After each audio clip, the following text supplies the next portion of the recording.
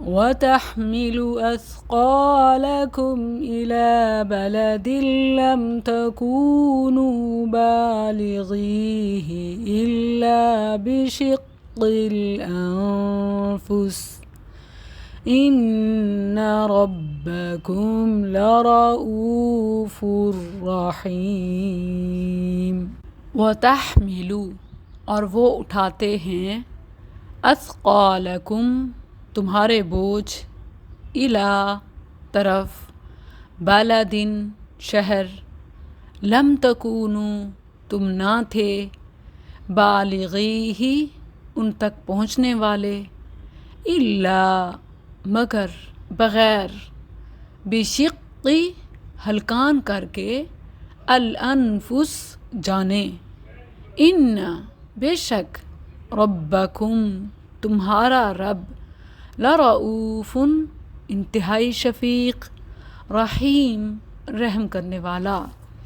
اور وہ تمہارے بوجھ اس شہر تک اٹھا کر لے جاتے ہیں جس میں تم کبھی پہنچنے والے نہ تھے مگر جانوں کی مشقت کے ساتھ۔ بے شک تمہارا رب یقیناً بہت نرمی کرنے والا، نہایت رحم والا ہے۔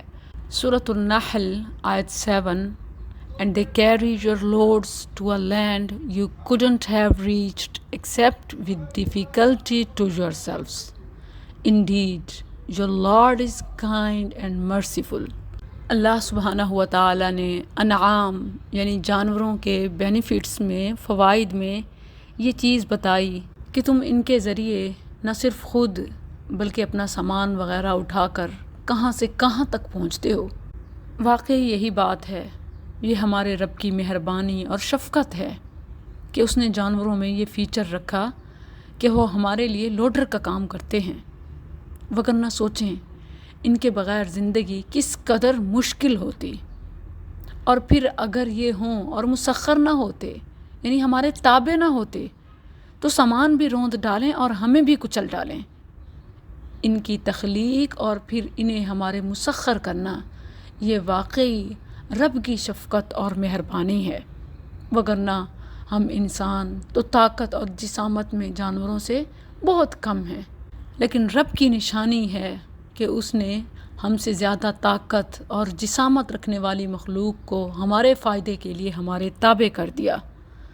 یہ وہاں بھی حاضر سروس ہوتے ہیں جہاں مشینری، ٹیکنالوجی کچھ بھی میسر نہ ہو، بلکہ اونٹ کو تو صحرا کا بادشاہ کہا جاتا ہے۔ صرف زمانہ قدیم میں ہی نہیں، آج بھی خانہ بدوش لوگوں کی نقل مکانی انہی جانوروں کے ذریعے ہوتی ہے۔ وہ خود، ان کے بیوی بچے، گھر کا سارا سامان سرحد پار سے، مختلف صوبوں سے، شہروں سے ایک جگہ سے دوسری جگہ تک پہنچایا جاتا ہے، اور تجارت کا ذریعہ بھی یہی ہے۔ یقیناً یہ ہمارے رب کی بڑی شفقت اور بڑی